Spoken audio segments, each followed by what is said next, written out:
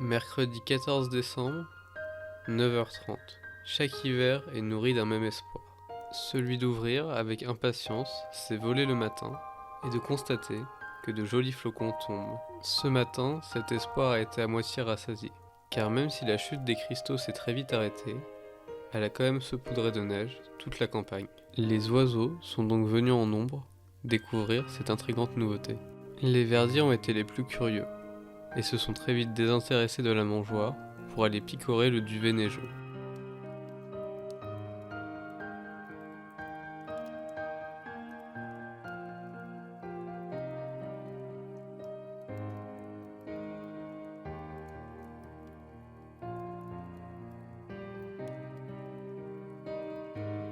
Merles, pinsons et pigeons se sont également étonnés de cette nouvelle couche à retourner pour creuser le sol.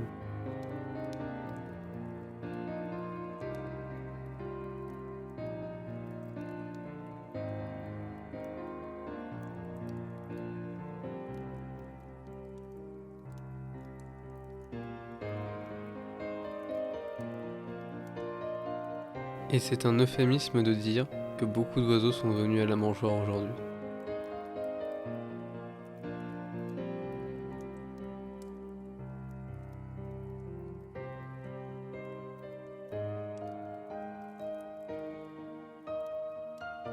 Mais c'est finalement au site B qu'aura lieu notre rencontre du jour. Dans les champs et la plaine blanche à perte de vue, il n'y avait que peu d'oiseaux. Le silence était assourdissant. Les rares volatiles passaient en vol silencieusement, et ce qui faisait le plus de bruit, c'était finalement les feuilles mortes, chutant lentement en tournoyant. Pensant rentrer bredouille, je rebroussai chemin, et arrivé à la toute fin du retour, un oiseau surgit de l'herbe et se percha sur un tronc. Picus viridis, le discret pied-vert, un oiseau qu'on entend plus qu'on ne voit.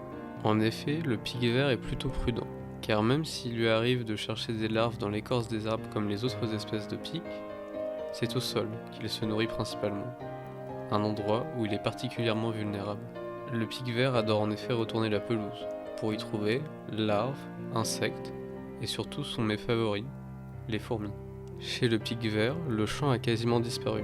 Il ne reste que les cris d'appel, quand il sautille au sol, et les cris d'alerte, quand il s'envole. En effet, pour ce qui est du marquage du territoire et de la communication en général, les vocalises ont été remplacées par un autre phénomène, le tambourinage. Le pic-vert choisit un arbre creux, parfois même un poteau en métal, et frappe dessus de manière rythmée et répétitive. C'est ce son que l'on entend souvent. En revanche, lorsque les pics cherchent des larves d'insectes sous l'écorce des arbres, le son est à peine audible et irrégulier. C'est ce qu'on appelle le martèlement.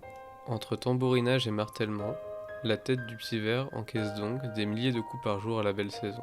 Heureusement pour son cerveau, la structure de sa boîte crânienne est capable d'absorber entièrement la pression due au choc.